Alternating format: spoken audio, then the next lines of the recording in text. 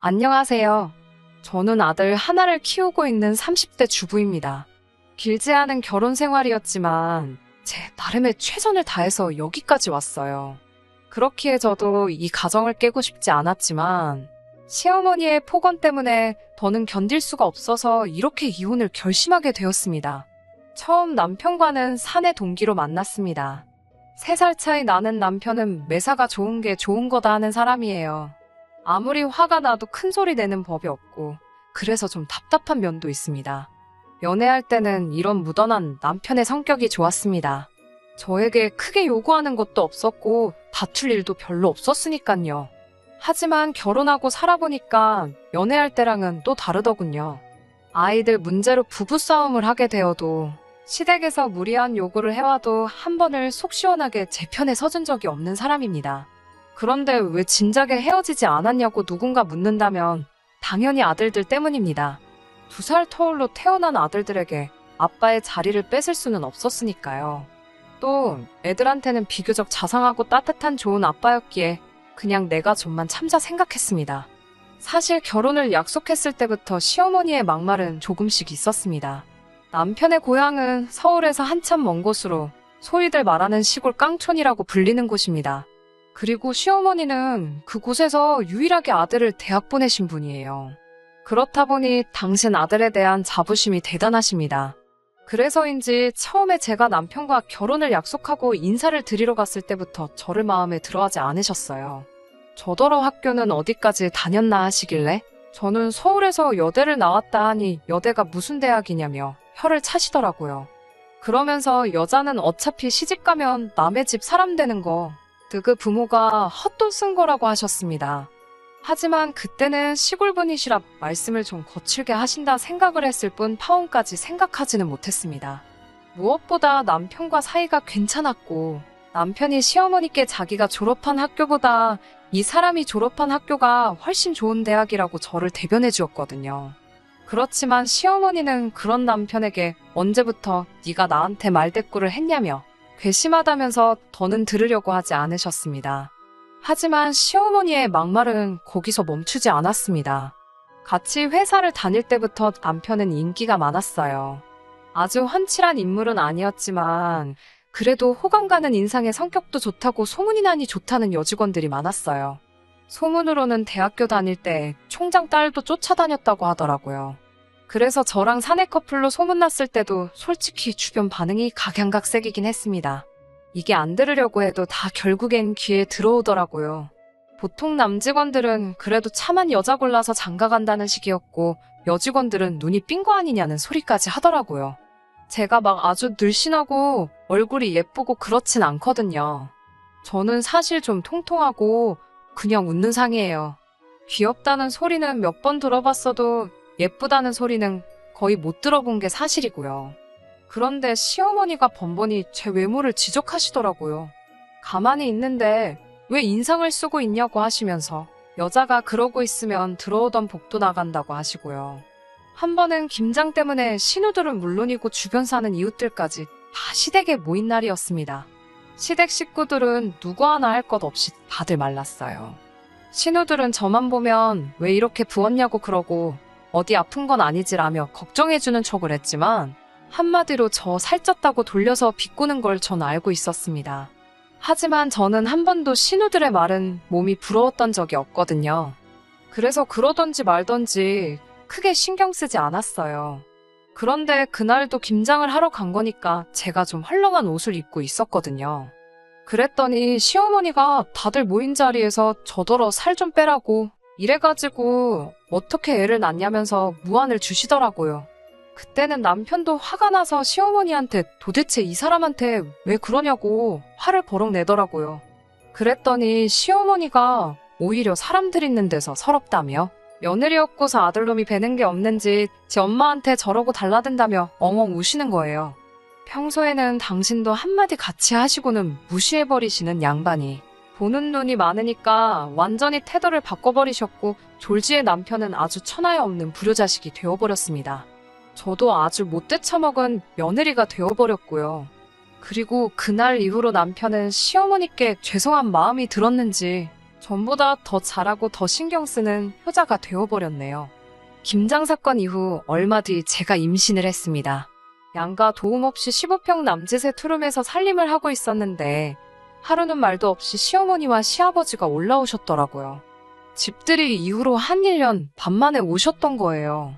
그런데 오시자마자 집을 둘러보시더니 아직도 이 집구석에 사냐면서 어디 시부모 잘 곳도 없다고 옹삭하다며 계속 싫은 소리를 하시더라고요. 제가 멋쩍게 작은 방 치워드릴게요 하니까 어디 시부모가 왔는데 창고 같은 작은 방에서 자라고 하냐고 당신들이 안방을 쓰시겠다 하더라고요.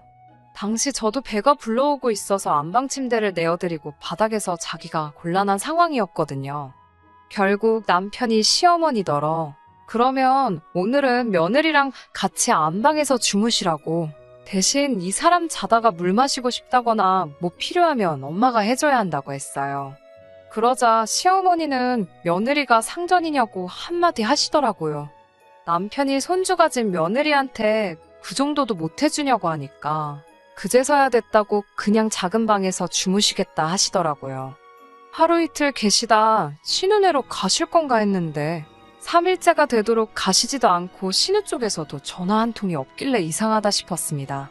그래서 제가 시부모님께 언제쯤 내려가실 거냐고 하니까 노인네 둘이 깡촌에서 할 것도 없고 심심하시다며 한 달쯤 있다 갈 생각이라 하시더군요. 그 말을 듣는데 정말 눈앞이 깜깜했습니다. 그러더니 저에게 집에만 있으면 갑갑하다 하시면서 나가서 산에라도 가자고 하시는 거예요. 임신 후 5개월인 며느리한테 산에 가자고 하는 시부모님이 또 계실까요? 그러시면서 하시는 말씀이 너 살도 좀 빼야 되지 않겠냐면서 얼른 산에 가게 준비 좀 하고 나오래요. 그러더니 냉장고를 열어보시고는 사과랑 바나나 같은 과일 좀 챙겨라. 가서 배고프면 힘드니까. 그러시는데 한숨이 절로 나오더라고요. 남편에게 전화를 걸어 상황을 전달하면 나는 정말 가고 싶지 않다고 말했지만 남편도 일하는 중이라 바쁘다며 그냥 눈 딱 감고 한 번만 따라갔다 오래요. 최소한 성의는 보여드려야 하지 않겠냐면서요. 그리고 그날 시부모님이 챙기라는 과일에 생수병까지 챙겨 메고 산에 다녀와야만 했습니다. 그렇게 한 열흘 정도 지날 무렵에는 저도 정말 죽겠더라고요. 남편한테 제발 신우한테 모시고 가라고 하던가 어떻게 해서든 우리 집에서 좀 나가시게 해달라고요. 태교는 둘째치고 스트레스 받아서 있던 애도 잘못될까 무서워 죽겠다고요. 제가 그렇게 말하자 그제서야 남편도 정신이 들었는지 알겠다 하더니 신우한테 연락을 한 것 같았어요. 그 다다음 날 신우가 시부모님을 모시러 왔고 시어머니는 너가 여길 뭐하러 왔냐며 당신은 아무데도 안 가신다고 고집을 피우셨습니다. 그러면서 당신 아들 집인데 저더러 왜 자길 내쫓냐며 분하다고 하시더군요. 저도 이것만큼은 시어머니께 확실히 말씀드려야겠다 싶어서 저랑 남편 똑같이 반반 부담해서 보증금 넣고 들어온 집인데 왜 이게 남편 혼자만의 집일 수가 있냐고 이건 저희 집이라고 그랬어요. 그러자 옆에 있던 신우가 잠깐 얘기 좀 하자고 그러더라고요. 옳게 내가 동생이 중간에서 힘들다고 하길래 두말 않고 우리 엄마 모시러 왔으면 고맙습니다 하고 가만히나 있으면 되는 거지. 뭐가 그렇게 당당해서 나이든 노인네한테 이게 내 거니 네 거니 따지고 앉아있어 라는 거예요. 그러면서 둘이 보증금이야 반반했는지 몰라도 지금은 내 동생이 벌어오는 걸로 먹고 살잖아. 근데 뭐가 그렇게 당당해? 그러는데 어이가 없더라고요. 그 말을 듣는데 얼마나 분하던지 온몸이 파르르르 떨리는 것 같았어요. 신우는 그건 눈치를 못 챘는지 아무튼 옳게 다시 봤다면서 시부모님을 모시고 나갔습니다. 나가시면서도 그냥은 안 나가시고 무슨 저를 불구대천의 원수라도 만난 것 마냥 문 밖을 나가실 때까지 도끼 눈을 뜨고 저를 째려보고 계시더라고요. 다행히 그 이후로 시부모님은 한동안 저희 집에 발길을 끊으셨습니다. 그리고 그 덕분인지 저는 순산하여 눈에 넣어도 아프지 않을 아들을 얻게 되었어요. 아들은 누가 봐도 저를 꼭 닮아 있었습니다. 저희 친정 식구들 모두 제가 어렸을 때랑 똑같다면서 신기하다고 하더라고요. 그런데 시부모님은 아주 당신 아들 어렸을 때랑 똑같이 생겼다면서 똘똘하게 생겼다고 좋아하시더라고요. 지 엄마, 그러니까 저를 안 닮아서 얼마나 다행이냐고요. 듣고 있자니 어이가 없었지만 갓 태어난 아기를 앞에 두고 큰 소리 내기도 싫어서 그냥 귓등으로 듣고 흘려버렸어요. 그 이후로도 시시콜콜한 잔소리 참 많았는데요. 그런 건 이제 그만 이야기하고 지금껏 잘 참아온 제가 이혼을 결심하게 된 이유를 이야기해보겠습니다. 아이 키우느라 정신없이 살다 보니 나중에는 웬만한 시부모님의 말씀은 말 그대로 한 귀로 듣고 반대쪽 귀로 내보내는 기술이 생기더라고요. 덕분에 지금까지 남편하고 이혼 안 하고 견디며 살 수 있었던 거고요. 그럼에도 불구하고 시어머니가 제 아들에 대해서 이렇게 저렇게 말씀하시는 건 도저히 견딜 수가 없었습니다. 저희 아들은 얼마 전 5살이 되었습니다.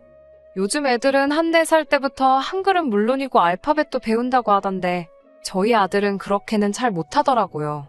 전 조바심이 났지만 남편은 때 되면 다 하게 된다고. 아직도 피덩이나 마찬가지인데 너무 애한테 스트레스 주지 말자는 주의였어요. 이런 교육관의 차이로 몇 번 말다툼도 있었고요. 그런데 한 번은 시부모님이 손자보고 싶다고 올라오셨을 때였어요.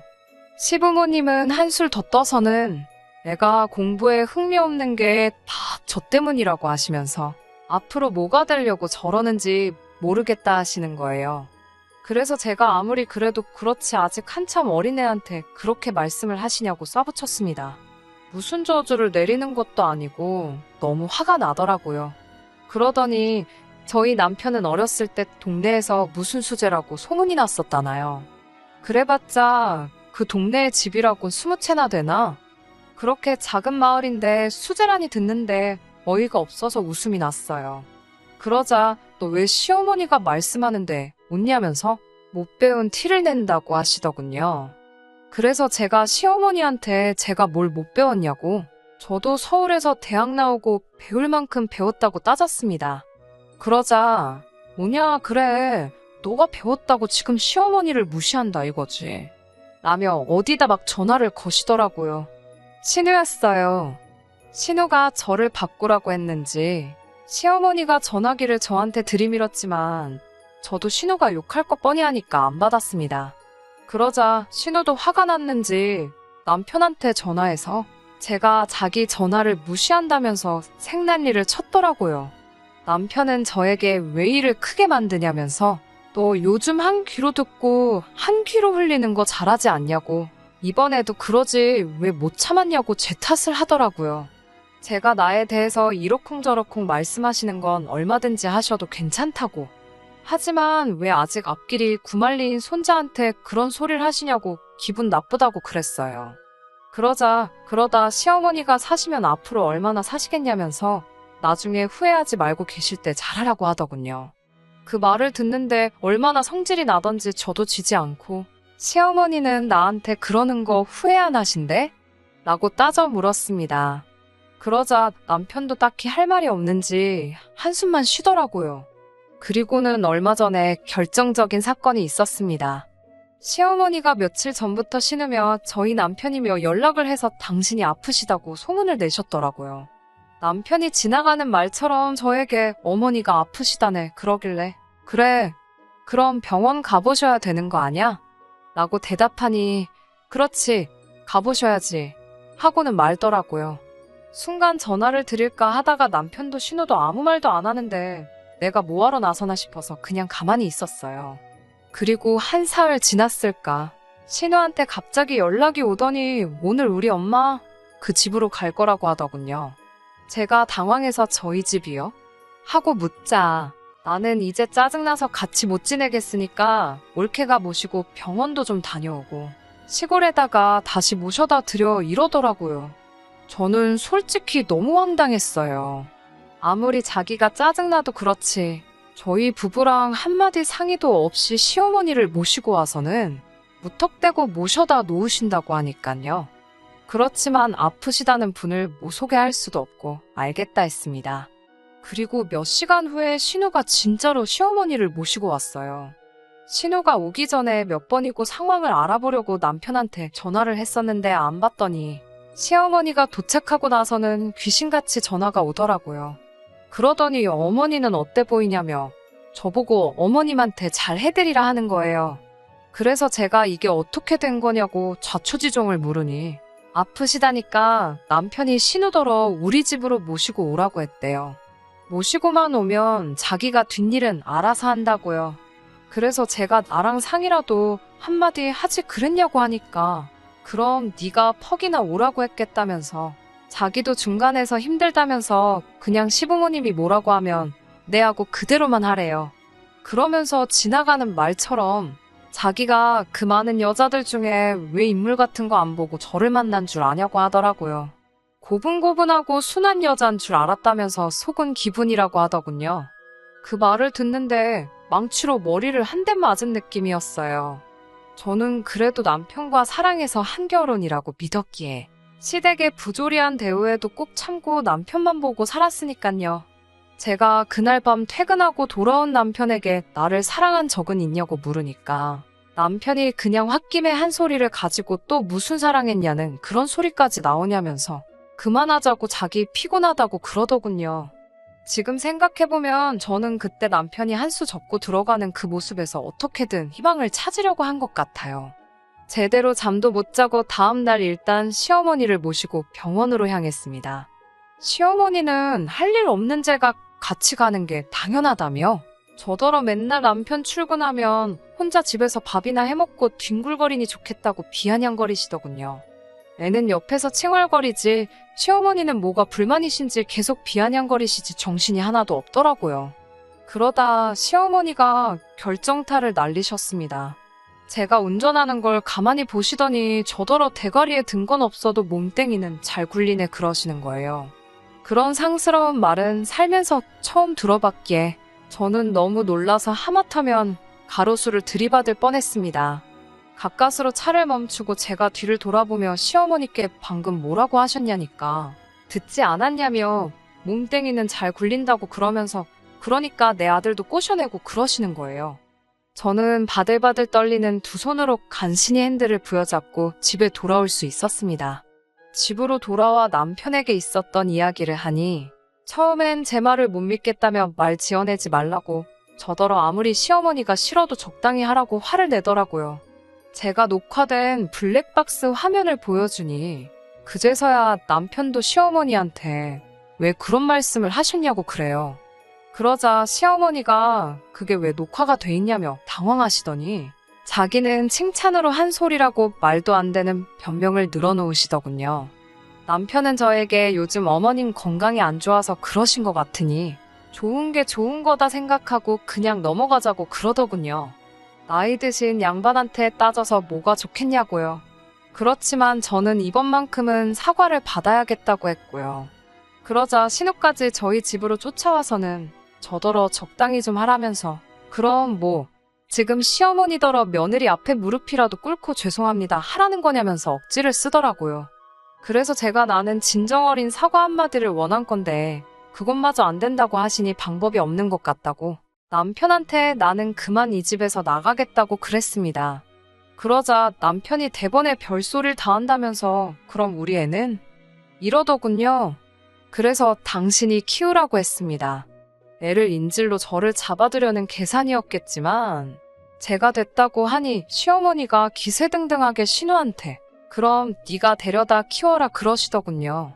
그러자 신우도 사색이 되어서는 시어머니한테 무슨 소리냐고 내가 왜 조카를 키우냐고 됐다고 난색을 표하더군요.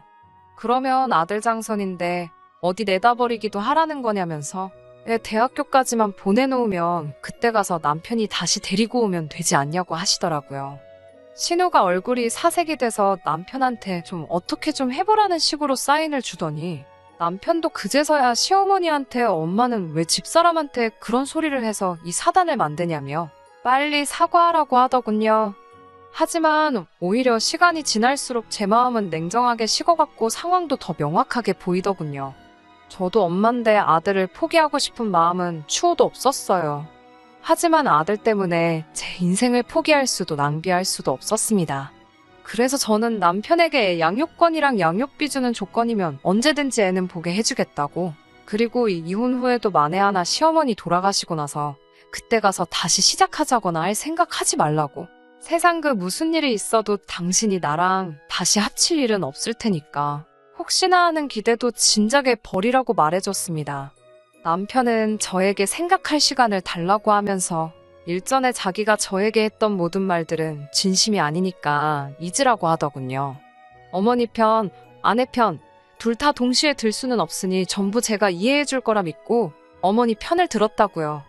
그러는 편이 괜히 놓친내 거슬러서 저한테 날이면 날마다 못 살게 굴 것을 못하게 한 거라고. 이게 다 제가 편하자고 남편인 자기가 옳은 결정을 내린 거였으니 저보고 그런 부분도 조금 이해해달라는 그럴싸한 변명을 제 마음 다 떠나가서야 하네요. 사랑했던 남편이고 아이에게는 좋은 아빠였으니 저도 마음이 끝까지 흔들렸지만 단지 시어머니가 늙어가신다는 이유로 그 모든 화와 처우를 견딜 수가 없었습니다. 그렇게 지금은 남편과 거의 이혼 절차의 마지막 단계인 이혼 숙려 기간 중입니다. 이혼 사유는 당연히 시어머니의 언어 폭력이었고요. 이혼이란 결정을 홧김에 내리지 않게 숙려 기간을 준다고 하는데 고작 사주 가지고 풀어질 상황이었다면 이혼도 하지 않았겠지요. 다시 돌아갈 생각도 추호도 없습니다. 제가 다 참아 제 얼굴에 침 뱉기 같아서 다 적지는 않았지만 이혼을 하기 위해 증거랍시고 그동안 시어머니께 녹음된 통화를 보니 양이 생각보다 훨씬 많았거든요. 그리고 병원 검사 결과가 나왔는데 시어머니는 풍에다 약간 치매기도 있으시다고 하네요. 신우는 자기가 독박 쓰고 돌보게 생겼다 싶은지 하루가 멀다 하고 저한테 그동안 미안했다고 열심히 사과하면서 이제 제발 마음 고쳐먹고 애를 위해서라도 다시 돌아오라고 하는데 그런 속이 뻔히 보이는 꼼수가 이젠 통할 리가 없지요. 앞으로 고생하시라고 한마디 해드리고 말았습니다. 어린 아들을 데리고 앞으로 살아갈 생각을 하면 하루는 할 수 있다 싶다가도 하루는 또 암담하고 그래요, 솔직히. 하지만 이제는 아들에게 좋은 롤모델이 되기 위해서라도 제 자존감을 지키며 살아가려고 합니다. 들어주셔서 정말 감사합니다. 끝까지 들어주셔서 감사합니다. 오늘의 사연은 여기까지입니다. 구독과 좋아요, 알람 설정 부탁드리고 더 좋은 사연으로 다시 찾아뵙겠습니다. 감사합니다.